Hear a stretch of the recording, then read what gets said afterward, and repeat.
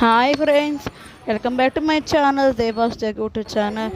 ఈరోజు అయితే సండే అని చెప్పేసి ఇంక రేపు నుంచి ఇంకా బాబుకి అయితే ఇంకా స్కూల్ ఉంటాయి అని చెప్పేసి ఇంకా మేమైతే ఈరోజు ఎర్లీ మార్నింగ్ 6కి అయితే మా ఇంటి దగ్గరలో ఉన్న పార్క్ వచ్చాం అన్నమాట.